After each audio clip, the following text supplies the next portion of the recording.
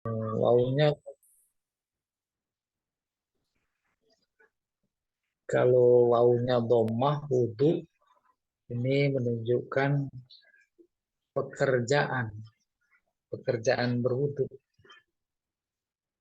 Tapi kalau wadu, nah itu air yang digunakan untuk berwudu.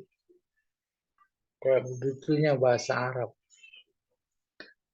Ya, sahur itu makanannya. Futur pekerjaannya, sarapan. Tapi kalau fatur makanannya. Makanannya yang dimakan pada waktu pagi namanya fatur. Ini babul wudu, kerjaan wudu. An Abi Hurairah radhiyallahu taala anhu. Dari Abu Hurairah, semoga Allah meridhoinya.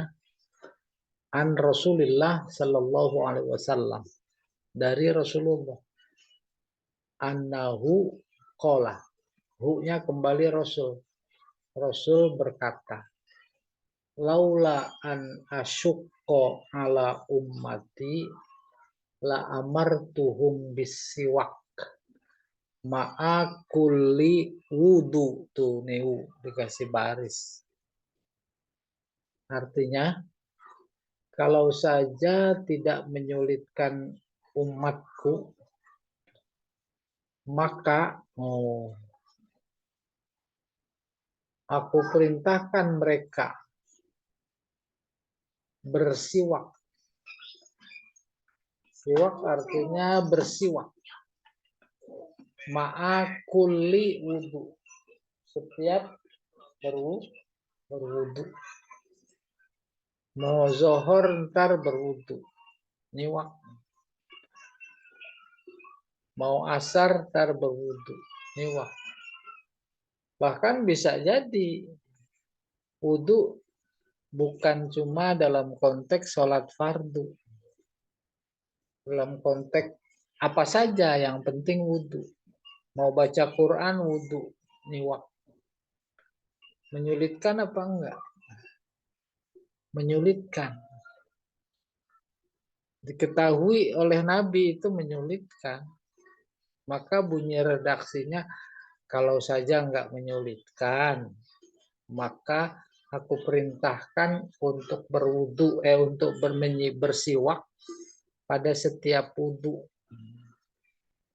Informasi pertama, Nabi tahu, sadar, menyulitkan umatnya. Informasi kedua dari redaksi menunjukkan pentingnya wudu. Pentingnya siwak. Tidak dalam konteks wudu saja. Siwak bukan hanya dipahami sekedar pekerjaan niwak. Ada kayu namanya kayu siwak. Tapi substansinya adalah kebersihan. Kebersihan dalam konteks siwak jangan pula hanya dipahami sekedar kebersihan dalam artian lahiriah. Nah, itu. Oleh karena itu dalam konteks ibadah ada dua aspek yang memang harus dipahami secara baik. Ada aspek lahiriah. Ada aspek batiniah. Bahasa kerennya kalau aspek lahiriah itu eksoteris. Kalau batiniah esoteris. Nah, kalau aspek ibadah secara umum ada dua, lahir sama batin, maka bukan cuma nyiwak saja. Bukan berwudu saja, bukan sholat saja, bukan puasa saja, bukan haji saja, semua mengandung dua aspek itu. Nah, kalau hadis ini cerita tentang siwak, kita fokus pada bab menyiwak dulu. Nyiwak, nanti dikaitkan sama wudhu. Wudhunya kita lihat. Aspek eksoteris sama aspek esoteris. Aspek lahir, aspek batin. Aspek lahir dari menyiwak, substansinya bersih. Siwak adalah gigi, gigi di mulut. Wudhu mau sholat, maka nggak ada yang keluar dalam sholat kecuali kata-kata yang bersih. Dibimbing oleh wahyu.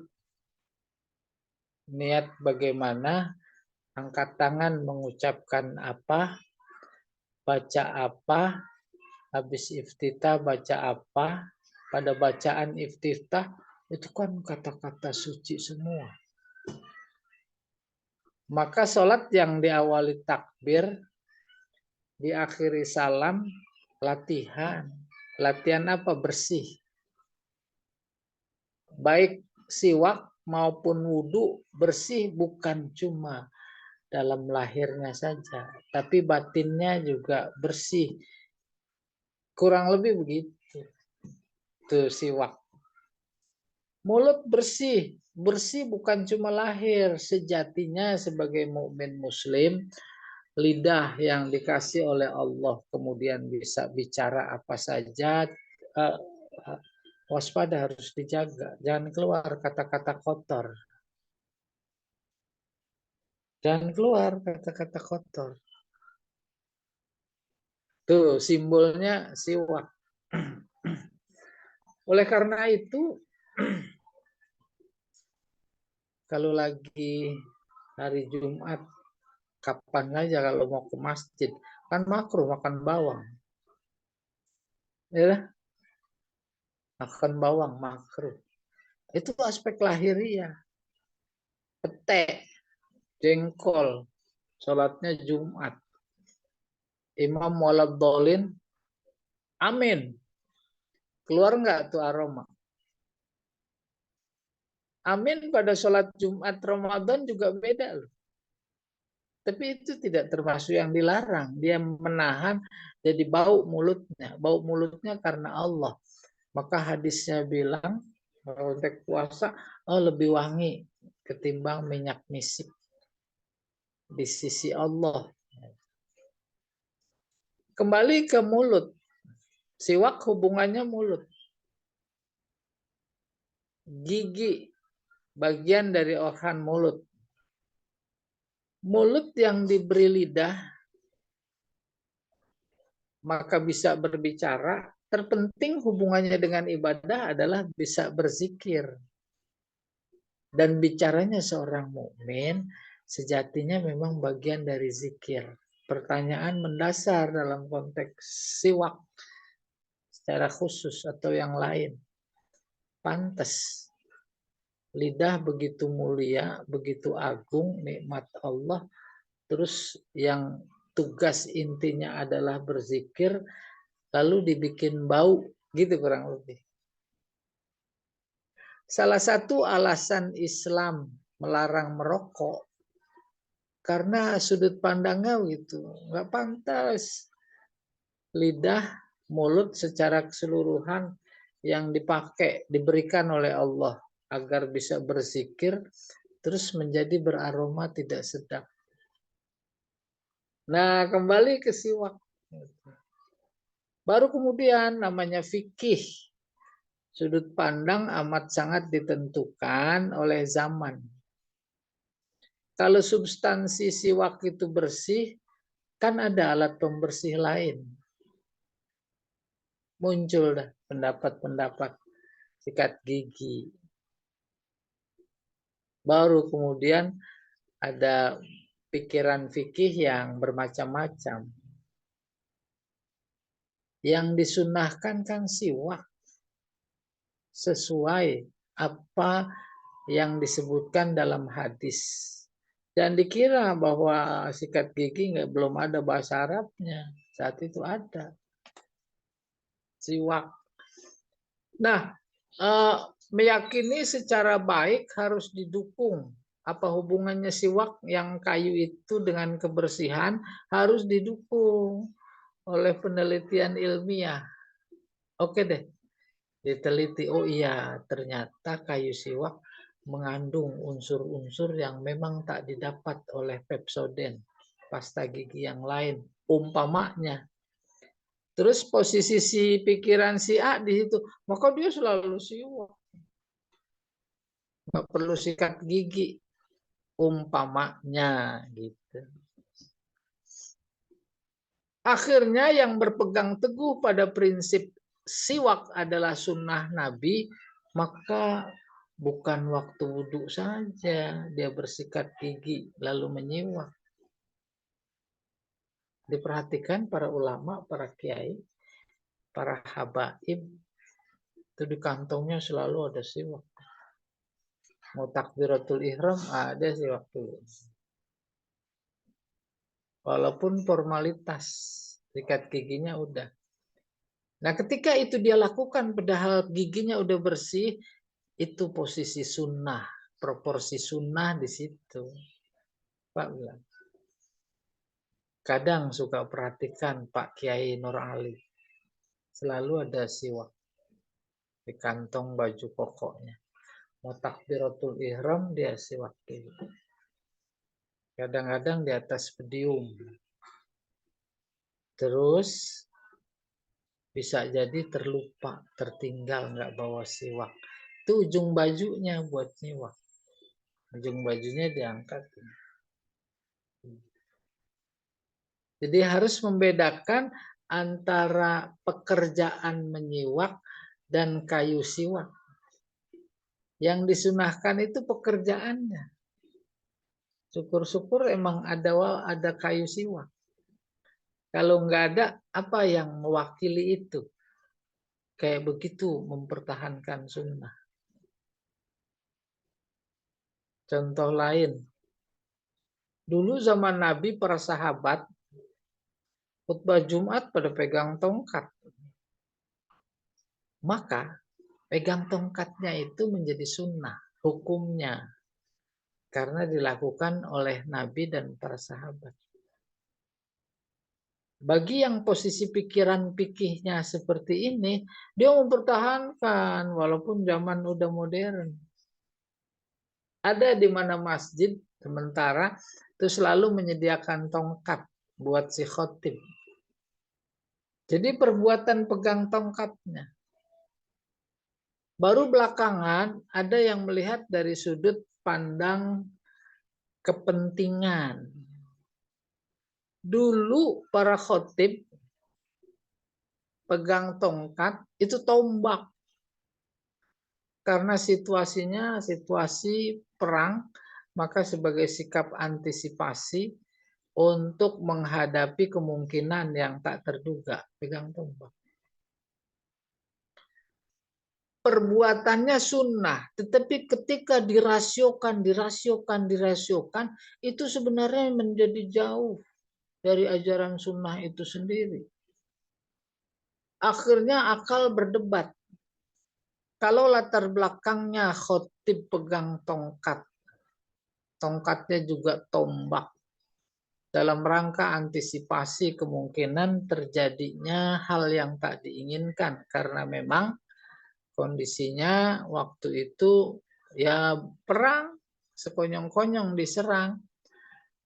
Oh, kalau begitu latar belakangnya zaman sekarang bukan pegang tongkat dong. Senjata laras panjang. Nah, itu maksud saya, semakin dirasionalkan itu sunnah, makin tambah jauh. Sunnah itu konteksnya ibadah. Ibadah itu taat. Taat. Kalau kata Allah, kata Nabi, babi haram, titik, jangan dimakan. Dirasionalkan, akhirnya tambah jauh. Malah tambah ketahuan salah dan buntunya. Babi kan haram karena memang mengandung cacing pita, gitu kurang lebih. Kata dokter, bahaya.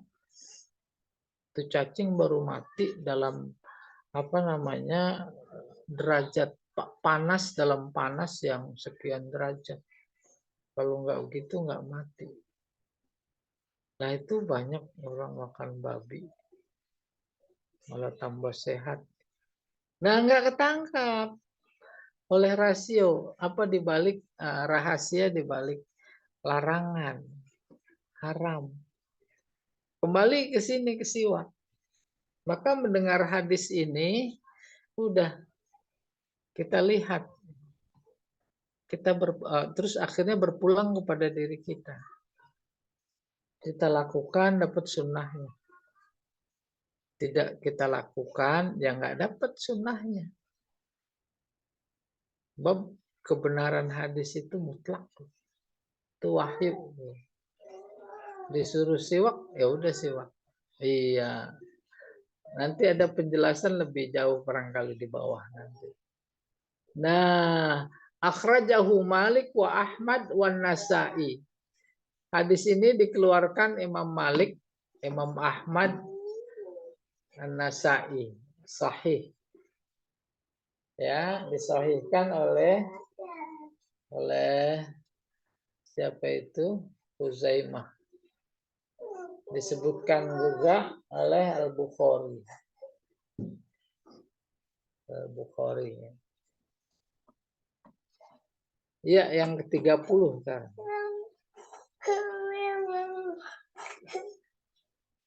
Nih, sama nenek bisa. Nenek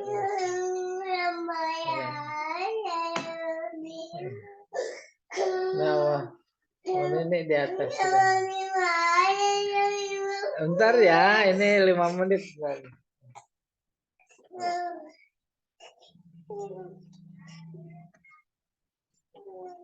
Mana? Ini nomor 29. Nih. Nomor 29 tuh.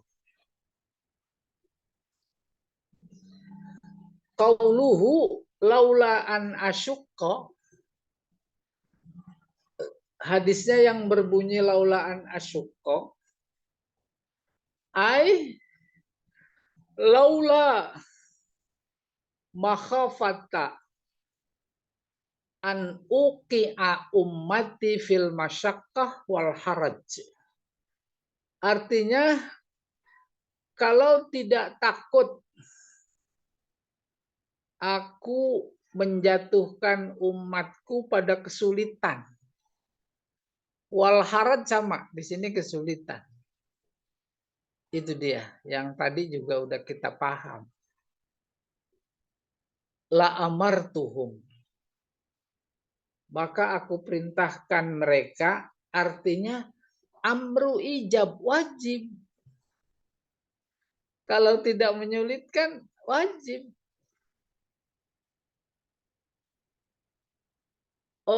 Wal kaf anhu. Kaf menyetop, melarang. Limaslahati raf'il masyaqqah, demi kemaslahatan menghilangkan kesulitan, yaktadi istihbabus siwak. Maka menjadi sunnah hukumnya. Tadinya wajib. La amartuhum itu wajib. Tapi faktanya menyulitkan.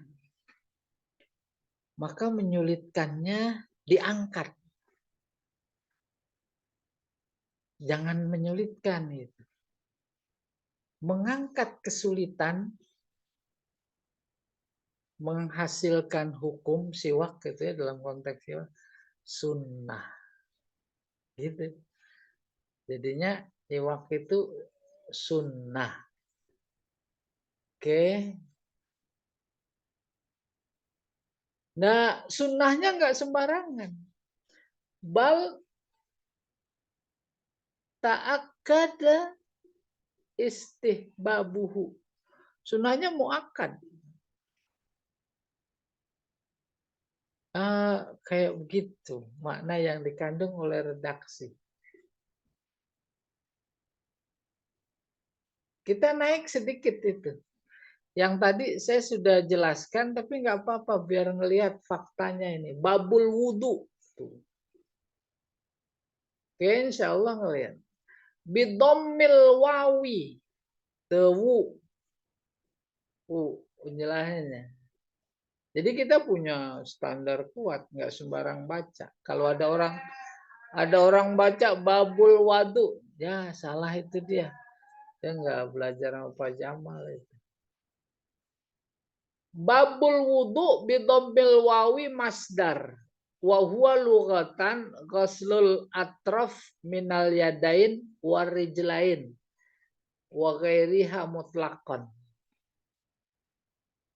Menurut bahasa yaitu membasuh al-atraf minal yadain, ujung tangan, warijlain, ujung dua kaki, dua tangan, mutlakon, mutlak.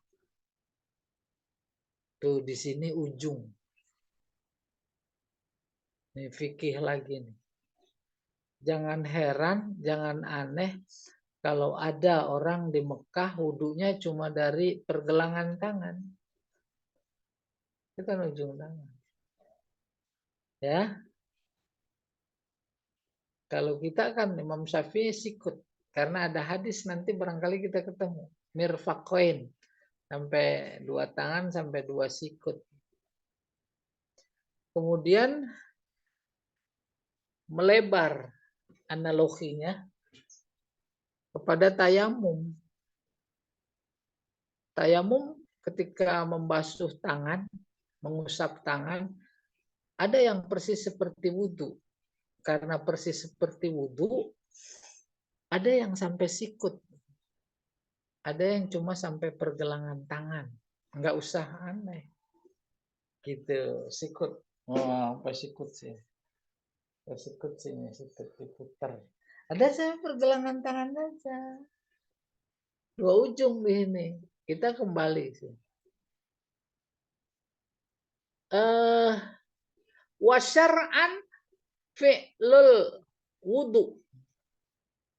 Sementara wudu menurut syariat adalah melakukan tindakan fi'lu. Melakukan tindakan wudu. Seperti yang dikenal. Baru nih tadi. Wal wadu bi fathil wawi. Wadu.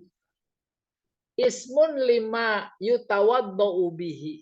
Yaitu nama yang digunakan untuk berwudu. Air nggak ada lagi. Kalau nggak ada air, maka baru abu. Abu juga dibahasakan dengan wadu. Duh, alhamdulillah kita kenal. Wudu itu dua yang diusap, dua yang disapu.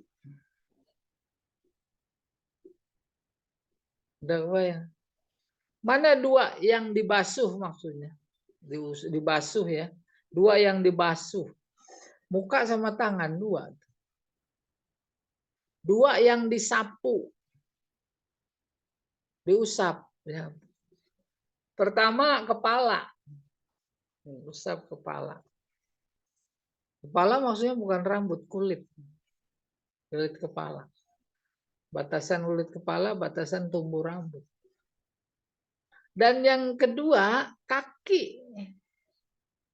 Maka jangan aneh kalau ada yang wudunya ketika kaki nggak dibasuh, diusap. Karena memang hadis Nabi berbunyi al-wudu ghuslatan wa mashatan. Dua yang dibasuh, dua yang diusap. Itu. Apa dasarnya? Dasarnya ayat Al-Quran. Hubungannya nahu. Idza kumtum ila sholati fagsilu tubasuh. Apa? Wujuhakum wa aidiakum. Ya, wa aydiyakum, muka sama dua tangan. Baru wamsahu biruusikum, bi huruf jar, ruusikum, terus wau ataf, wa arjuli. Kalau bacanya wa arjuli sesuai dengan hadis, maka tapi di Al-Quran yang ada Mushaf Utsmani yang kita baca wamsahu biruusikum wa arjula. Atafnya arjula itu bukan ke ruusi, tetapi atafnya kepada wujuhakum wa aidiyakum. Tuh. Sudah selesai. Dan banyak mau jadi ahli fikih. Kalau ahli kubur sih iya dah. Apa-apa, semuanya udah pada ahli. Nah, jamalah hadis 30 sekarang kita ya. Wa'an. Sebentar ini Hamron apa Himron? Ada nomor 1. Oh, Humron. Tuh, bidommin fasukun. Wa'an Humrona Maula Utsman. Polanya sama Humron Utsman. Radhiyallahu ta'ala. Dari seseorang bernama Humron. Dia itu budak Utsman radhiyallahu ta'ala anhu. Apa katanya? Anna Utsman da'a biwa. Nah, ini biwadu. Biwa, wadu. Dan salah baca. Kalau biwudu nggak dipaham. Wadu, airnya. Bahwa Utsman da'a membawa. Memberi boleh. Air digunakan untuk berwudu. Faghasala kaffaihi salah samarrat. Maka dia mencuci dua telapak tangannya 3 kali. Summa tamadmado berkumur. Wastan syako memasukkan air ke hidung. Masukin itu, disedot. Wastan saro dia keluarin. Habis disedot dikeluarin. Baru ghasala wajhahu. Salah samarrat. Tuh 3 kali dalilnya ini. Dia membasuh muka 3 kali. Summa ghasala yadahul yumna. Membasuh tangannya yang kanan ilal mirfaq. Sampai sikut. Sikutnya ikut dibasuh. Salah samarrat 3 kali. Summal yusro. Tangan kiri. Misla zalik seperti itu. Summa masaha biroksihi. Kemudian dia mengusap, menyapu. Cukup diusap. Ya. Apanya? Bi-nya sebagian. Namanya litab'id. Sebagian kepala. Bukan rambut. Ibu-ibu juga. Tuh, diangkat kerudungnya dikit. Sini di belakang. Ini basuh. Summa ghasala rijlahul yumna. Dia basuh. Kakinya yang kanan. Ilal ka'bain. Batasannya sampai 2 mata kaki. 2 mata kaki ikut dibasuh. Jadi sampai bagian atas mata kaki. Salah samarrat 3 kali. Summal yusra kemudian yang kiri begitu juga. Summa qala. Lalu dia berkata Utsman. Ra'aitu Rasulullah sallallahu alaihi wasallam. Aku melihat Rasulullah tawaddo'a nahwa wudu'i haza. Utsman berkata, aku melihat wudunya Rasulullah seperti wuduku ini. Gitu dah. Kelihatan. Ada kuping apa enggak di sini? Ada. Belum. Ntar di bawah mah ada. Ya. Uzunain. Nggak di sini. Iya. Catatan kaki nomor 30. Qauluhu biwadu ay bima'in yatawaddu bihi. Artinya dengan air yang digunakan untuk berwudu. Tamad mado. Al madmadatu ayyudkhilal ma'a fil fam.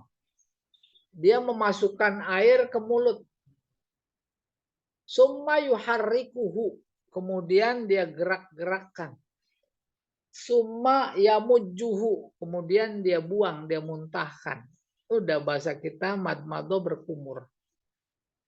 Istansyaqa al istinsyak isolul ma ila dakhilil anfi. Istinsak artinya memasukkan air ke dalam hidung. Wajazbuhu menariknya bin nafas sedot ila aksohu sampai pangkal hidung. Waduh, berat. Istansara akhrajal ma' minal anfi. Tuh, istansar artinya dia keluarin dari hidung. Ilal mirfak. Mirfak ay ma'ahu. Ilal mirfak sampai 2 sikut artinya bersama sikut juga dibasuh. Wa huwa bikasrin fasukun mirfak. Fafathu bisa juga marfak. Itu maksudnya. Fafatah. Betul enggak udah. Mir betul kasrah terus fa-nya fathah. Apa artinya? Musilu azmid zira wal adad. Sampai kepada tulang. Azam tulang. Tulang lengan. Wal adad. Lewatin sikut. Itu lewat sikut namanya adad. Adad itu apa itu ya? Dari sini sampai sikut. Paruh tangan bagian atas. Spear. Disebutnya spear.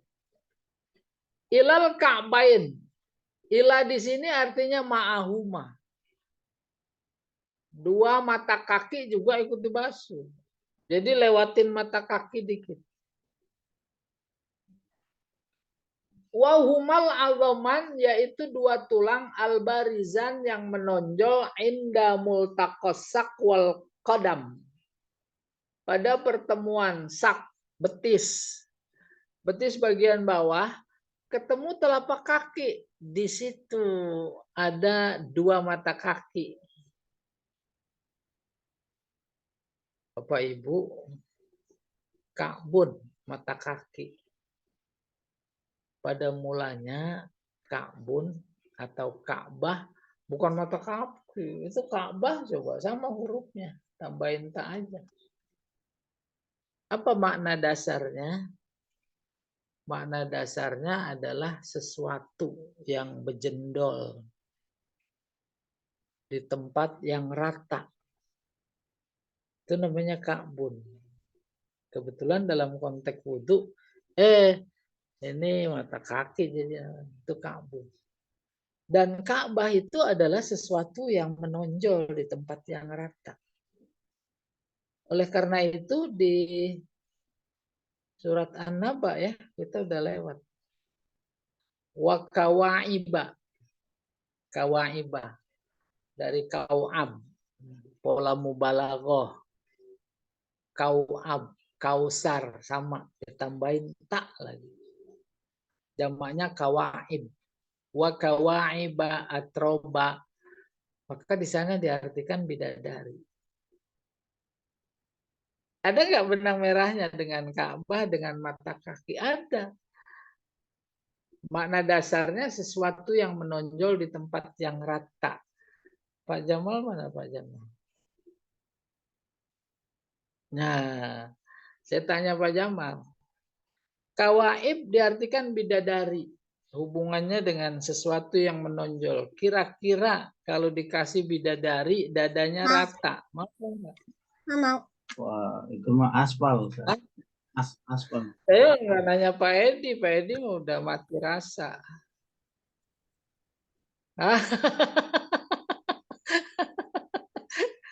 Tuh gitu mana ya bahasa. Pak ini mah cerita wudhu Pak, jangan cerita bidadari ya. Tuh kawan kayak begitu bahasa Al-Qur'an. Oke, watamamul hadis faqala Rasulullah sallallahu alaihi wasallam. Hadis sempurnanya Rasulullah bersabda, "Man tawaddoa nahwa wudu'i hadza." Siapa yang berwudu sesuai wuduku di sini seperti ini, summa shalla rakaatain. Kemudian dia sholat 2 rakaat. La yahdusu fihima nafsahu. Bisa yuhaddisu. Maka bisa nafsahu, bisa nafsuhu. Kalau yuhaddisu tidak bicara. Pada 2 rakaat tadi, siapa yang bicara? Nafsuhu, keinginannya. Ya, artinya khusyuk. Tuh. Enggak ingat yang lain. Yang dia ingat cuma Allah. Gimana? 2 rakaat, apalagi 4 rakaat, enggak ada yang cara mengingatnya diri kita. Kecuali tak ada yang diingat kecuali Allah. Itu khusyuk. Sholatkan ungkapan terima kasih. Dibawain sayur sama tetangga. Bilang apa? Terima kasih. Kalau bahasa Al-Qur'annya alhamdulillah. Bagaimana memformulasikan bacaan gerakan yang ada di dalam sholat menjadi ungkapan terima kasih dalam hati kepada Allah. Itu dia yang membuat khusyuk. Allahu Akbar. Terima kasih ya Allah engkau pertemukan dengan subuhmu. Udah baca. Ar-Rahmanir-Rahim, terima kasih atas kasih sayangmu. Terima kasih terus. Ya, terima kasih. Itu namanya la yuhaddisu fihima nafsahu. Kalau dibaca nafsahu. La yuhaddisu fihima nafsuhu. Dia tidak ngomong kepada dirinya, nafsunya, atau nafsunya tidak ngomong sama dia ketika takbiratul ihram. Kenapa? Ghufiralahu. Diampuni. Ma taqaddama min zambihi. Terbayang itu. Diampuni begini. Kan dibagi sayur. Makasih. Tuh. Seneng nggak yang ngasih sayur? Diterima kasih. Itu yang paling standar. Maka kita terima kasih sama Allah berulang kali. Subhana rabbiyal azim. Terima kasih ya Allah. Umpamanya. Subhana rabbiyal a'la. Terima kasih ya Allah. Terima kasih. Engkau masih beri kesempatan. Untuk ruku, untuk sujud. Nanti tasyahud selesai. Jangan dulu assalamualaikum. Ya. Assalamualaikum itu udah pengen cepet-cepet pisah sama Allah. Sebelum pisah, makasih ya Allah. Kau beri kesehatan lahir dan batin. Baru assalamualaikum. Kita dibagi sesuatu di luar dugaan, itu ketika kita terima lewat tangan yang ngasih masuk ke tangan kita. Itu kalau dalam terima kasihnya mau cepet-cepet dilepas loh. Salamannya. Ya betul. Salaman tangan kanan, tangan kiri ngikut megang. Makasih. Makasih. Kayak gitu kalau kalau dirasa-rasa, dihayati, divisualisasikan. Kalau sesama saja kurang lebih kayak begitu terima kasihnya bertingkat karena bertingkatnya sesuai pemberian. Dari sekian pemberian dari sesama yang luar biasa nggak seberapa dibanding dengan pemberian Allah. Allahu Akbar ya. Iya. Selesai nih. Nih Ada lagi garis di bawahnya. Ibnu Abdul Bar, akhsa antakuna khaulah bintil. Ini yang mana catatannya? Nah, yang ada nomor 1 saja tuh. Humron bidomin fasukun. Hum tuh doma sukun. Siapa dia? Ibnu Aban. Apa nih? Putra Aban. Ya, Ibnu Aban. Bil fathi wa takhfif. Karena mimman sabbahu Khalid bin Walid. Dia termasuk orang yang dihina oleh Khalid bin Walid.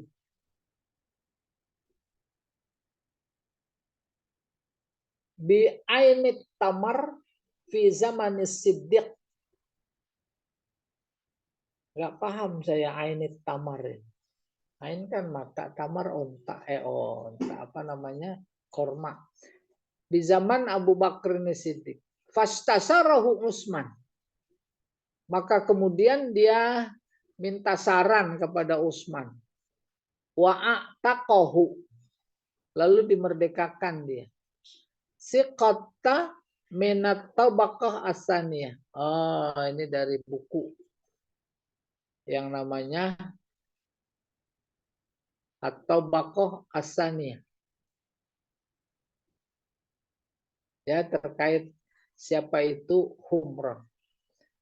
Catatan kaki kedua, Salisul Khulafa Ar-Rasyidin. Ini Utsman bin Affan. Aslama qadiman. Masuk Islam duluan. Tazawwaja Ruqayyah wa ba'daha Ummu Kulsum. Menikah dengan Ruqayyah putri Nabi. Yang kemudian dengan Ummu Kulsum. Bintayan Nabi, 2 putri Nabi. Fasummiya Zannurain. Maka dia disebut Utsman punya 2 yang bersinar. Qutila syahidan yaumal jumu'ah, dibunuh secara syahid pada hari Jumat 18 Dzulhijjah tahun 35 Hijriah. Selesai. Kita masuk 31 nih hadisnya. An Ali 31 ya. Radhiyallahu taala anhu fi sifati wudu'in Nabi sallallahu alaihi wasallam. Hadis Ali radhiyallahu anhu terkait sifat wudu Nabi. Qala, dia berkata, Ali, wa masaha bi ra'sihi wahidah.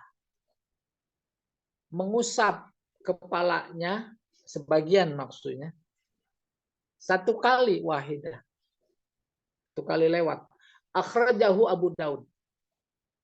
Nah, di sini dikeluarkan oleh Abu Daud. Wa akhrajahu Nasai wa Tirmizi.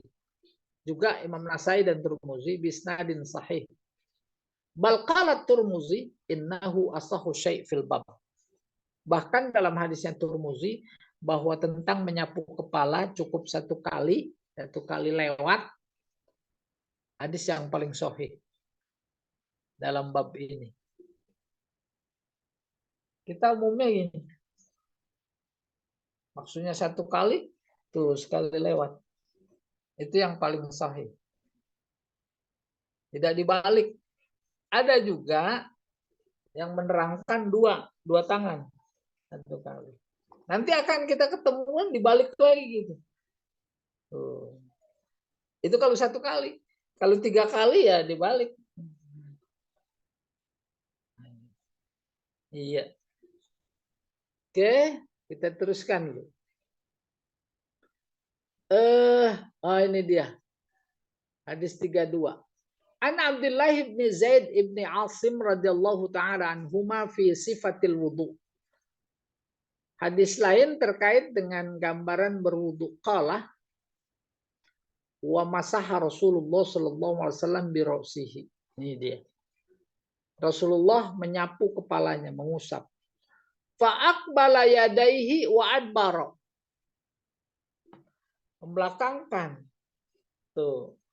Adbaro, akbala mengedepankan. Gitu. Oke. Muttafaqun alaih.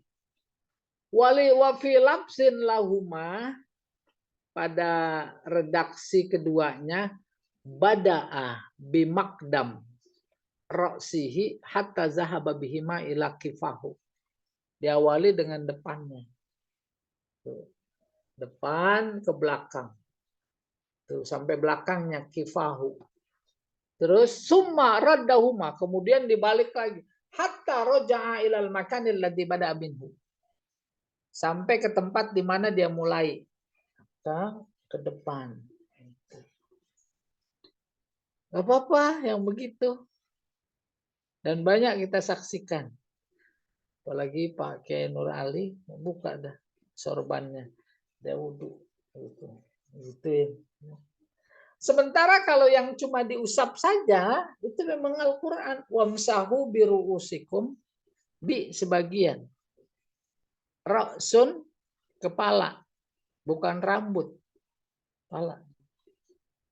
Rambut itu hanya pelengkap. Minimal 3 rambut. Lah kita mau ngusap lebih dari 3 rambut. Ya dah. Tuh. Kata ru'us dalam Al-Quran ada 2. Pertama memang rambut. Kedua kepala. Pokoknya dalam bab haji ada disebut kata ru'us. Wala tahliku ru'usakum. Jangan kalian cukur. Masuk kepala. Kan wajah mursal. Alaqahnya haliyah. Yang ada di kepala yaitu rambut. Tapi giliran wamsahu biru'usikum. Ru'us juga. Itu kepala beneran. Kulit dalam hal ini. 3.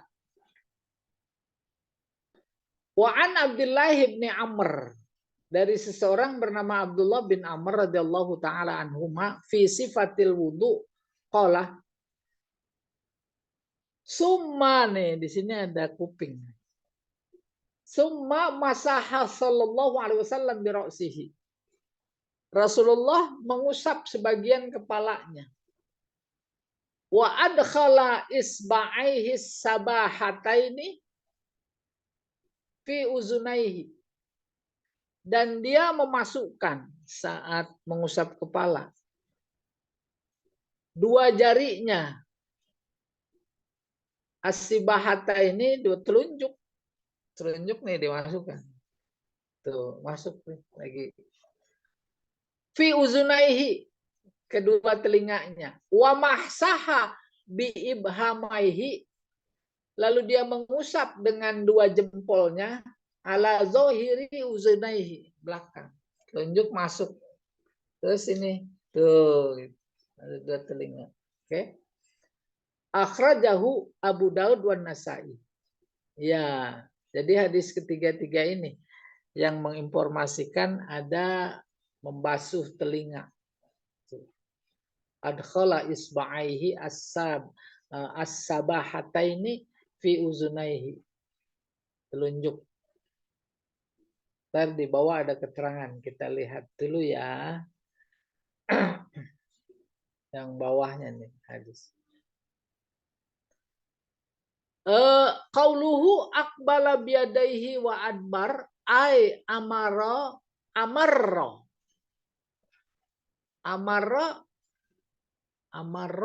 melewati.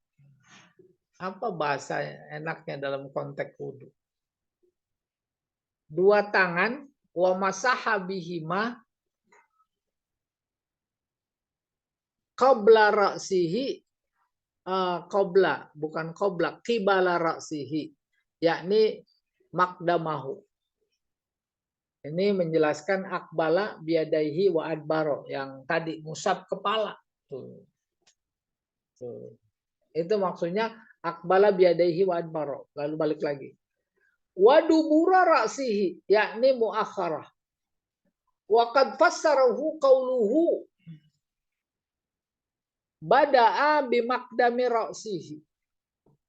Dan itu adalah tafsir dari sabdanya yang berbunyi bada'a bimakdami ra'sihi ila akhirih. Ila akhir. Kifahu muakhar ra'si. Roja'a muta'addin minar raj'i, dibalikin itu. Ini yang tadi nih. Baru nih nomor 33. Qauluhu as-sabahataini sifat liqaulihi isba'aihi adalah merupakan sifat dari dua jarinya. Wasibahah al-isba, sementara sibahah adalah jari allati bainal ibham wal wusto, antara jempol sama jari tengah, telunjuk. Sumiat biha li'annaha yusharu biha indat tasbih. Telunjuk disebut apa namanya? Disebut telunjuk, sibahatain disebut telunjuk karena dia yang memberi isyarat tunjuk saat bertasbih. Tasbih pakai tasbih itu tunjuk tuh yang giring-giring biji tasbih. Wal ibham awalul asabi. Ibham adalah jempol jari pertama. Wa anfa'uha, paling bermanfaat.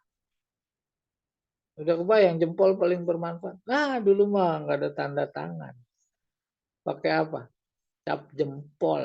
Itu namanya bermanfaat. Kalau nggak begitu nggak cair. Jempol nggak cair. Apalagi mau nikah lagi harus ada cap jempol istri.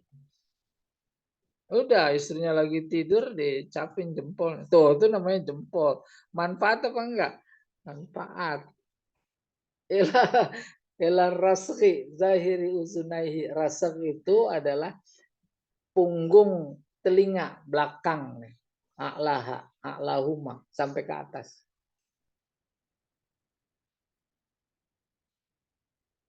Udah selesai itu. Ini yang 34 deh. Hadis 34. Wa an Abi Hurairah radhiyallahu taala anhu. Dari Abu Hurairah. Dia berkata, kalau Rasulullah sallallahu alaihi wasallam, "Iza staiqadha ahadukum mim manamihi," apabila salah seorang kalian bangun dari tidurnya, fal yastansir salasan. Hendaklah dia mengeluarkan napas 3 kali. Fa inna syaiton yabitu ala khaysumihi. Sebab setan nginep. Nginep di mana? Di hidungnya. Catatan kaki nomor 34. Qauluhu yabitu ay yakdi lailahu. Menghabiskan malamnya. Ya, tidur. Khaysum bi fathil kha. A'lal anfi, hidung bagian atas. Dalam maksudnya bukan dalam atas. Wakila al anfu kullu. Ada juga yang bilang khaysum, ada makharijul huruf itu huruf khaysum. Hidung semua. Wa baitu tatus syaiton yahtamilu ayyakuna ala haqiqatihi. Dalam hadis disebutkan setan tidur di situ. Mengandung makna tidur dan setan dalam artian hakiki. Wa yahtamilu ayyakuna ala sabili al-isti'arah. Bisa juga bukan setan sebenarnya. Li'anna ma yan'aqidu fil anfi minal makhat wal qazarah wa ma yahsulu li ajlihi minat takasul wat tasakul kulluha tuwafiqu tab'as syaitan waridahu. Dalam pengertian isti'ari, li'anna ma yan'aqidu fil anfi, sebab apa yang terjadi di dalam hidung, minal makhat, khat upil, wal qadarat, kotoran, Wa ma yahsulu li ajlihi, dan turunannya yang terjadi karena kotoran itu berupa apa? Takasul, males. Tasakul, berat bawaannya kalau mau bangun. Semuanya itu cocok dengan tabiat setan dan keridoannya. Wal amrul mutlak bil istinsar fi hadzal hadis. Perintah mutlak yang dimaksud istinsar dalam hadis ini imma muqayyad biwaktil tawaddu. Ada kalanya dimaksud adalah waktu wudu. Di situ ada setan nginep. Kama yufiduhu ba'dur riwayat, seperti diinformasikan oleh sementara riwayat. Fayakunu min af'alil wudu, maka istinsar tadi yang disebutkan dalam hadis bagian dari tindakan wudu. Wa imma matrukun ala itlaqihi fayakunu min muqaddimatil wudu. Bisa juga maksudnya adalah mutlak, tidak dalam konteks bangun tidur dan berwudu saja. Akan tetapi fayakunu min muqaddimah wudu. Muqaddimah dari aspek hukum maksudnya sunat-sunat wudu. Tidak masuk kategori wudu. Kalau rukunnya kan itu kategori wudu. Rukunnya mah niat basuh muka. Sementara kalau berkumur, masukkan air ke hidung lalu melepasnya lagi, itu kan di luar wudu. Maka masuknya sunat-sunat wudu. Wa ala kilat takdirain, atas dasar perkiraan, dua perkiraan tadi, yasihu iradu hazal hadis fi hazal bab. Maka menjadi tidak apa-apa, sah menghadirkan hadis ini di bab wudu. Wallahu a'lam bishawab. Ya. Terima kasih Ustaz atas pemaparannya. Selanjutnya kita buka tanya dan jawab. Silakan bagi Bapak dan Ibu yang ingin menyampaikan pertanyaan. Wow, udah pada bisa wudhu semua. Silakan, Bu Rais. Sambil merem. Saat umroh ada beberapa itu kalau Natal kan wudhu. Bu, suara Ibu itu ada gresek-gresek. Iya, ada gresek suaranya. Mungkin ada kipas angin atau apa? Nah, nggak usah ya, dengernya ada yang lagi ngitung duit. Itu Ustaz, kalau basuh kaki itu hanya kakinya ada yang silap. Oh iya. Kalau lagi umroh Bu gitu ya? Iya lah, terus saya bilang kok nggak dibuka kakinya gitu kan. Kata dia pernah ngaji boleh. Baik. Baik, saya bertanya. Coba Jamal apa tuh enggak? Pertanyaan gini. Ada orang wudhu dalam keadaan umroh waktu itu katanya konteksnya tadi. Kemudian saat dia nggak membasuh kakinya, tapi yang dilap itu adalah kaos kakinya kalau nggak salah itu. Alas kakinya. Itu bagaimana saat? Begitu ya Bu Rais ya? Nah, bagaimana saat? Nggak apa-apa. Tetapi harusnya nggak terjadi. Walaupun air wudhu itu sampai ke kaki, sampainya tidak langsung. Sehingga dapat ditangkap pertimbangan pikiran. Saking apa? Takut auratnya terbuka. Ya tidak. Tuh. Nah, maka mensikapinya yaitu memberikan pertimbangan pikiran. Jangan sampai karena mempertahankan aurat yang terbuka dalam kondisi seperti itu, akhirnya bisa jadi kalau ada yang menganggap tidak sah, maka jadi tidak sah. Tidak usah semuanya wudunya. Barangkali itu yang bisa dikatakan berlebihan. Gulu namanya berlebihan. Itu juga dugaan saya, ya. Jauh lebih aman, lebih bagus kaki. Siapa yang doyan kaki sih? Ya buka aja. Jadi kaki kambing lah, enak kan juga ngeliat kaki kambing. Kaki kambing di piring. Ini takut dia. Nah, kalau memang itu jangan sampai mengalahkan prinsip wudhu, gitu. Itu salah pertimbangannya. Iya.